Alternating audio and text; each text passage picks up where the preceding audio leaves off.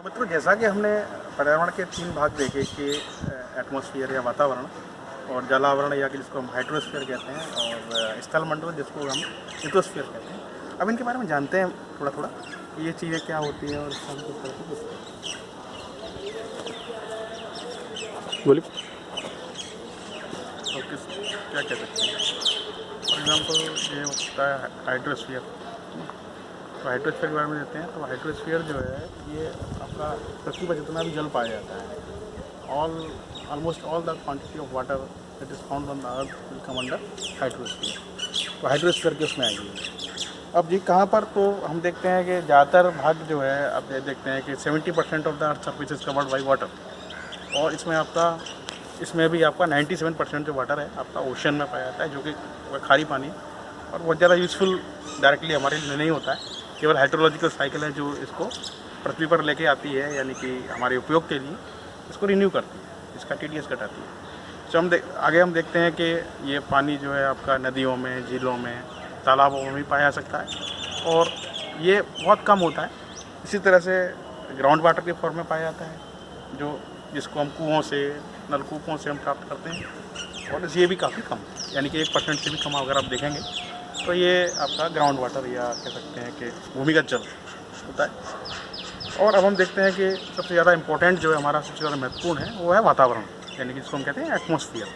तो एटमॉस्फेयर अगर हम देखेंगे तो हम सब लोग जिसके संपर्क में रहते हैं वो हमारी होती है ट्रोपोस्फियर, ठीक है, उसको हम कहते हैं ट्रोपोस्फियर। तो बेसिकली ये जो एरिया है हमारा अर्थ सरफेस, यानी कि ज़मीन से लेकर के यहाँ पर ज़मीन की सतह है वहाँ से लेकर के, और ये लगभग 10-11 किलोमीटर की हाइट तक पाया जाता है। और इसमें बहुत ही प्रमुख घटनाएं होती हैं, जैसे कि इसमें बादल बनते हैं, बारिश होती है, और इसमें प्लेन जो एरोप्लेन होते हैं वो इसमें उड़ते हैं, पक्षी भी इसी में उड़ते हैं, और जितनी भी प्रदूषण की घटनाएँ होती हैं वो भी इसी लेयर में हो रही हैं। और ये बहुत ज़्यादा महत्वपूर्ण है। इसमें हम देखेंगे तापमान का क्या होता है। तापमान जो है वो घट रहा है।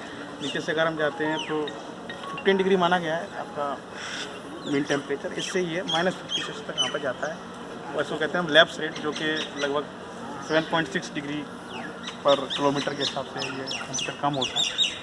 फिर हम देखते हैं कि इसके आगे हमारा एक लेयर पाई जाती है, इसको हम कहते हैं स्ट्रेटोस्फीयर, या समताप मंडल कहते हैं। समताप मंडल हमारा ये स्ट्रेटोस्फीयर जो होता है ये आपका 11 किलोमीटर से लेकर के 50 किलोमीटर तक पाया जाता है। और इसमें एक महत्वपूर्ण बात ये है कि इसमें ओजोन की लेयर पाई जाती है, कि जो कि हमें अल्ट्रावायलेट किरणें जो होती है, सूर्य की आने वाली पराबैंगनी किरणें, इससे हमें बचाती है। क्योंकि हम जानते हैं जो अल्ट्रावायलेट किरणें हैं वो हमारे लिए बहुत ही ज़्यादा हार्मफुल, क्योंकि इसमें ज़्यादा एनर्जी है, और ये हमें कैंसर, मोतियाबिंद, कैटरेक्ट जिसको हम कहते हैं, ये डिसीज़ प्रोड्यूस करती हैं। तो इस तरह से हमारे लिए अनडिज़ायरेबल है, और इनको हम रोकना चाहते हैं, इनसे बचना चाहते हैं। तो ये हमारे लिए जो ओजोन की जो परत है वहाँ पर पाई जाती है, ये हमको अल्ट्रावायलेट के प्रभाव से बचाती है।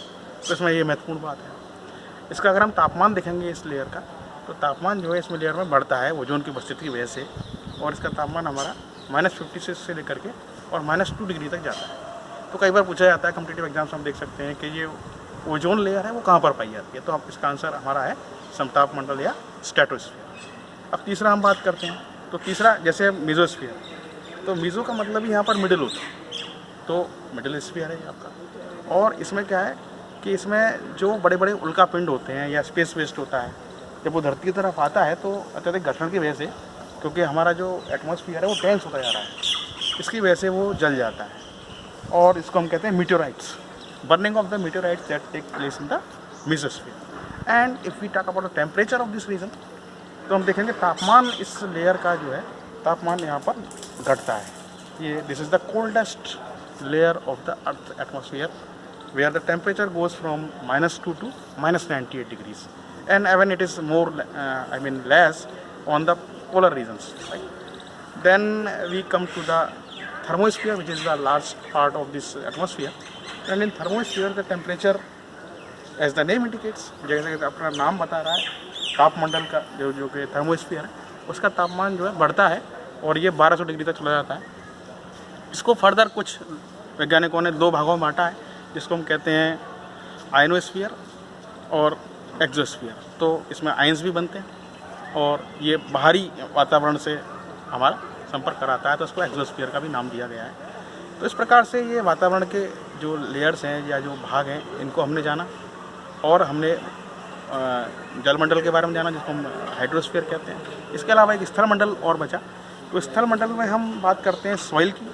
सॉइल पर पाए जाने वाले स्ट्रक्चर्स या रॉक्स या इस तरह की जो भी चीज़ें पाई जाएंगी, तो सॉइल का हम देखते हैं हमारे जीवन में बहुत उपयोग है। जब प्लांट्स देख रहे हैं जो जानवरों के लिए फॉडर बनाता है या मनुष्य के लिए भी खाना जो प्रोवाइड करता है, वेजिटेशन प्रोवाइड करता है, तो ये सब इससे न्यूट्रिशन लेते हैं। सॉइल बेसिकली क्या है कि हमारा प्लांट्स के लिए न्यूट्रिशन प्रोवाइड करने का काम करती है, ठीक है। तो और फिर ये वाटर हमारा जो है प्लांट्स को प्रोवाइड कर किया जाता है, ये भी सॉइल के थ्रू प्रोवाइड हो रहा है। इस तरह से हमारा ये हाइड्रोस्फीयर, लिथोस्फीयर, ठीक है, और एटमॉस्फेयर, ये तीनों ही मनुष्य के सर्वाइवल के लिए ये बहुत ज़रूरी है। तो इसको हमने डिस्कस किया, तो यहाँ तक आपने जाना। अगले भागों में मित्र हम देखेंगे कि इकोसिस्टम क्या होता है, पारिस्थितिक तंत्र, और ये कैसे काम करता है। धन्यवाद।